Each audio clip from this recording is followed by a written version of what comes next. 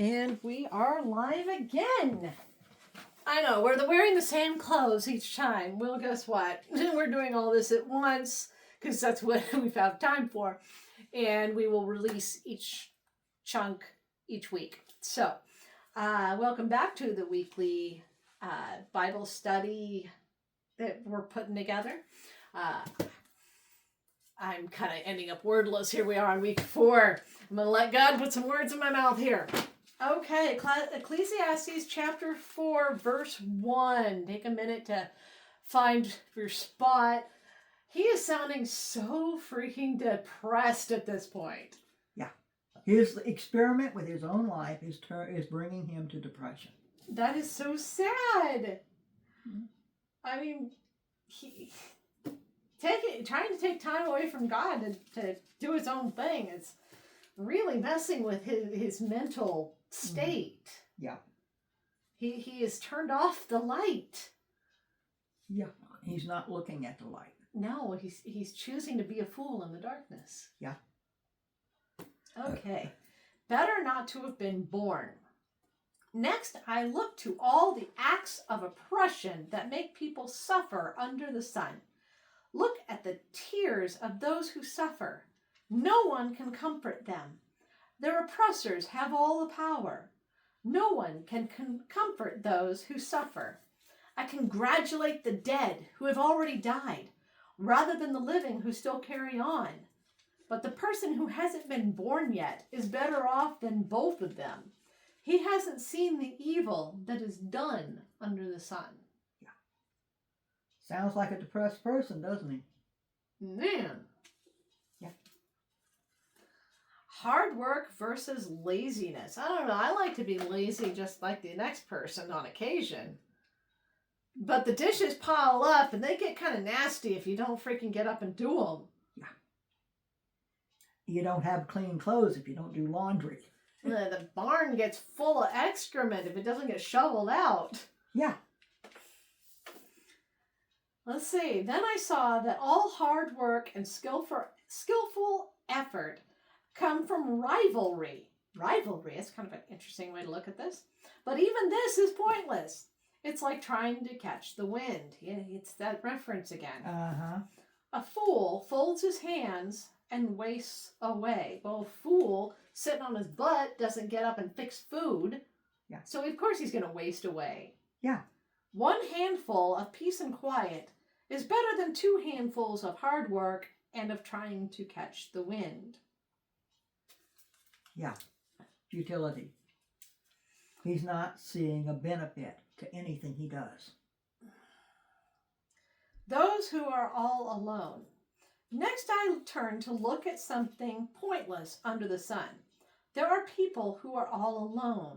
They have no children or other family members. There is no end to all the hard work they have to do. Their eyes are never satisfied with riches, but they never ask themselves why they are working so hard and depriving themselves of good things.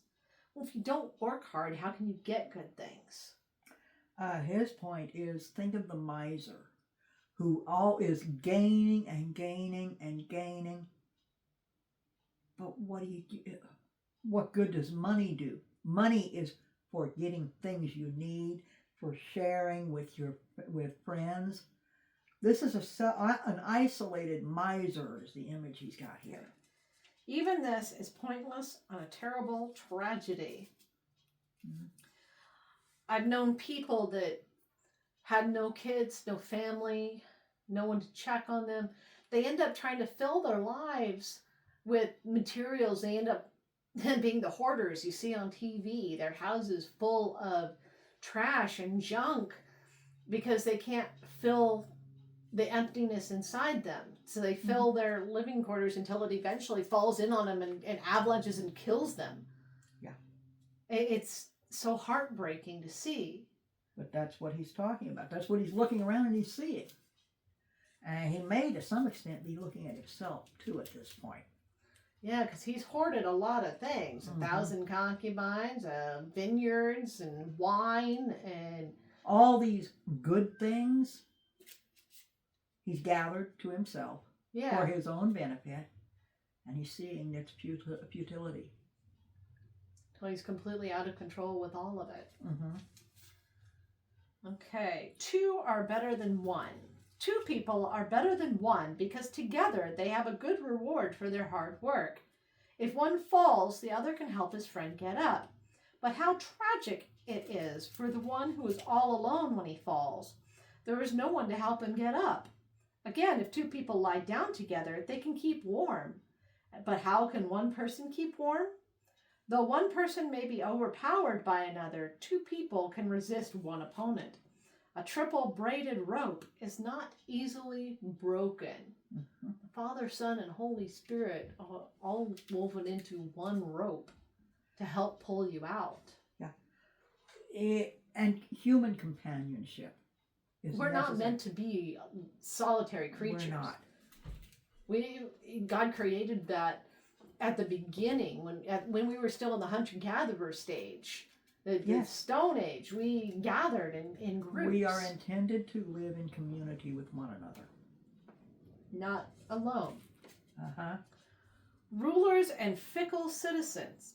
A young man who is poor and wise is better than an old foolish king who won't take advice any longer. Okay, is he talking about himself here? Yeah. He's looking at himself at this moment. A young man who is poor and wise. Is he talking about his son? No, he's talking about himself as a young man. But he won't take advice any longer in his older age? To some extent, yeah. He's turned himself into his own God, his own, center his life around himself and his own desires. A young man came out of prison to rule as king, even though he'd been born in poverty in that same kingdom. He's talking about Saul there? No, he's talking about David. David. He's talking about his father. Wasn't his father David and Goliath the same David that took out? He was a shepherd boy with a sling. Yeah, he was so unimportant in his own household that when Samuel came looking for the king God wanted him to anoint, Dad forgot about him. That's pretty inconsequential. Yeah. Ouch. And Samuel's going, do you have another son? Because it's not these. I saw all living people moving about under the sun. They sided with the second young man, the king's successor. There was no end to all those people, everyone whom he led. But those who will come later will not be happy with the successor. Even this is pointless. Again, it is like trying to catch the wind. Mm-hmm. You can't buy more time, Yeah. Well, Solomon was not the oldest son. When David was dying, one of his brothers tried to claim the throne. And there was twins, right? No, not twins. Just an older brother tried to claim the throne. But he stopped when it was made clear that David had chosen Solomon as his successor. But Solomon was not the heir apparent. He was not the oldest son. Let's see, we got 2 minutes left here. On that note, is there anything different in the translation you're seeing that you need to point out, either in that one or on your phone? Yeah. Anything that sticks out? Let's see. Follow a second youth who succeeds him. No, this is basically saying the same thing. He has, as he's getting older, he's become so self-centered, he doesn't listen to advisors who might have something valid to say. Yes, God gave him wisdom beyond all other men, but he's not living it.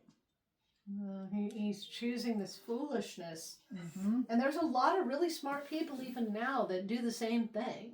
Yeah. They live for themselves. Yeah. Instead of being light unto the world as Jesus has called us to be.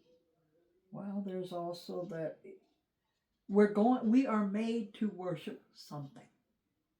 And if you're not going to worship God, you're going to worship yourself, your comfort, your Desires. enjoyment, your desires. Yeah. So sad. Hopefully, by the end of this, he'll get his head out of his butt and think about this. All right. Until next week.